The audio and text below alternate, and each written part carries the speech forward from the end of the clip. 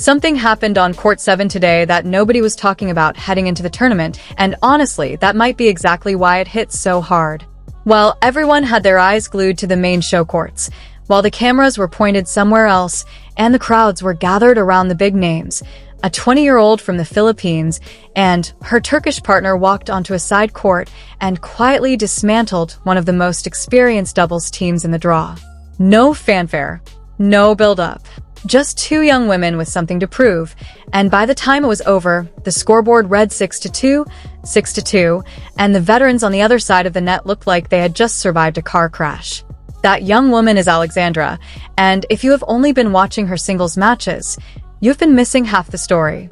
Today, she and Zeynep Sönmez did something that is going to be talked about in the locker rooms for the rest of this tournament, and we're going to break down exactly what happened, why it matters, and why every team left in this draw should be genuinely worried.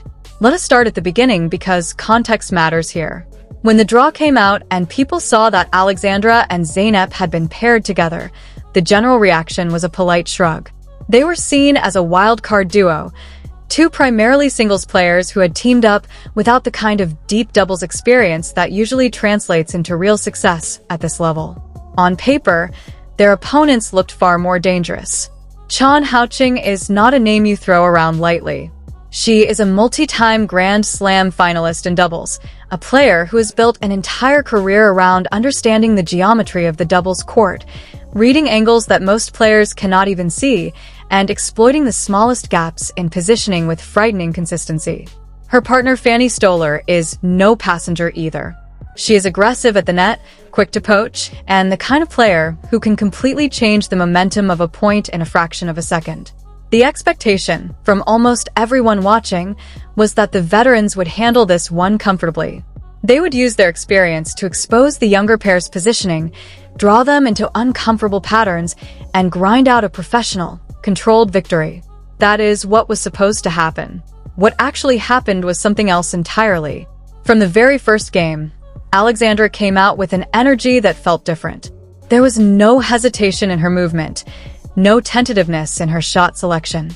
She moved like someone who had already decided how this match was going to end, and Zeynep matched that intensity point for point.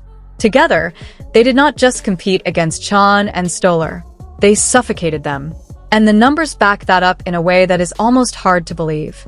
Across the entire match, Alexandra and Zeynep won 55 total points. Chan and Stollár won 32. That is a 23-point gap in a format where matches are decided quickly, where momentum shifts can happen in the blink of an eye, and where a 23-point margin does not just represent a scoreline difference, it represents complete and total domination. But the number that really stops you in your tracks, the one that explains how this match unfolded and why the veterans never truly found their footing, is the game streak. At some point in this match, Alexandra and Zeynep won 10 consecutive games. 10. In a match that finished 6-2, 6-2, that means Chan and Stollár likely grabbed a couple of early games, maybe felt like they were settling in, maybe started to believe their experience was going to carry them through. And then the door closed. Alexandra and Zeynep locked in, and for the next 10 games, their opponents could not win a single one. Think about what that actually feels like from the other side of the net. You are Chan Haoqing. You have played in Grand Slam finals.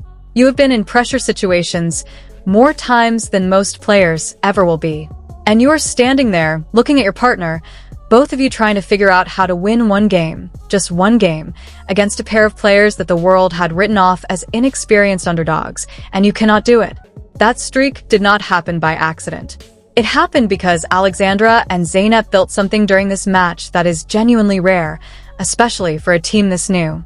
They built a momentum that fed on itself, each point making them sharper, each game making them more confident, each hold making the other side feel smaller and more trapped. And at the center of everything was the service game. If you want to understand how doubles matches are really won, you have to start with the serve because everything flows from there. A strong serve in doubles does not just win you points directly. It sets up your net player, it controls where the return lands, it dictates the shape of the rally before a single ground stroke has been hit. Weak serving in doubles is a death sentence because the other team will eat it alive. Alexandra and Zeynep served like a team that had been playing together for years. They hit 75% of their first serves in. Not into the net, not a centimeter wide, but in deep and with purpose. Chan and Stollár, by comparison, landed just 58% of their first serves. That gap is enormous. At the professional level, a 17-point difference in first serve percentage does not just change the math on a few points. It reshapes entire games. It means that nearly 1 in every 4 of Chan's first serves was missing, forcing her into second serve territory again and again, and that is where the story gets even more interesting. The second serve in doubles is a genuine vulnerability for most teams.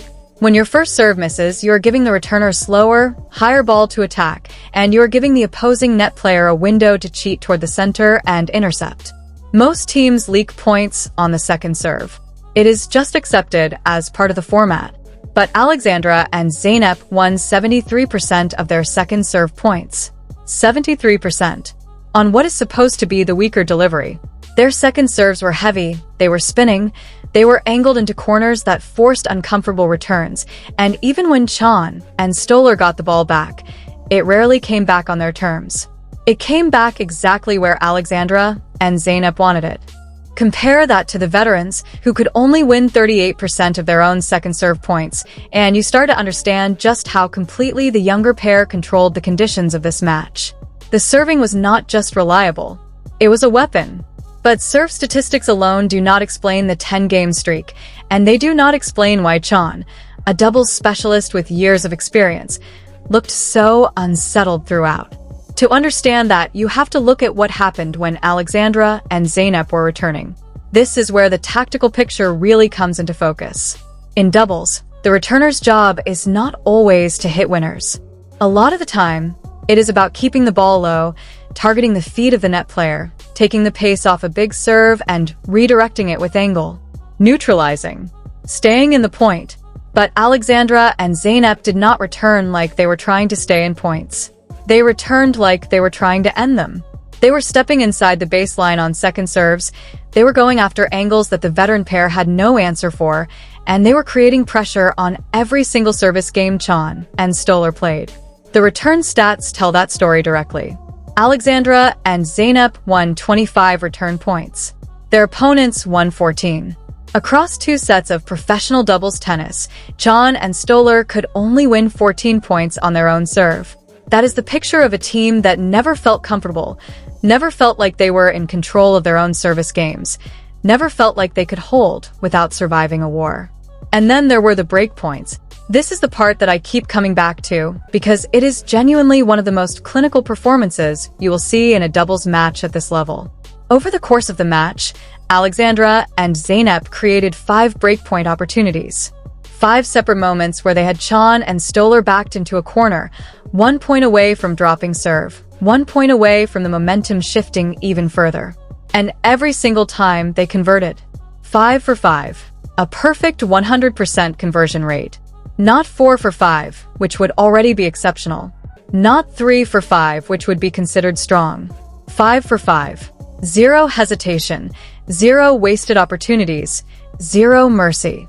When they had their foot on the throat, they pressed. Every single time. Now think about what that does to a team psychologically. You are Chan Houching and Fanny Stollár. You are experienced professionals. You know how to handle pressure. But every time you step up to serve in the second half of this match, you know that if Alexandra and Zeynep get a sniff, it is gone. You know because it has already happened multiple times. You know because there is nowhere to hide. The mental weight of that knowledge, the understanding that 1 loose point could cost you the game, does not just affect the big moments. It seeps into everything. It makes your first serve tighter. It makes your volleys more hesitant. It makes you second-guess decisions you would normally make on instinct. And Chan and Stollár could only generate 1 breakpoint themselves across the entire match. 1. Alexandra and Zeynep serving was so controlled, their net play so decisive, their court coverage so complete that even 2 experienced professionals, players who built careers on finding cracks in doubles teams, could only find 1 moment to threaten. And they could not even convert it. There were no double faults from Alexandra and Zeynep. 0. In a high-pressure match against a team of this caliber, not a single double fault. That is not just discipline. That is the kind of composure that takes years to build,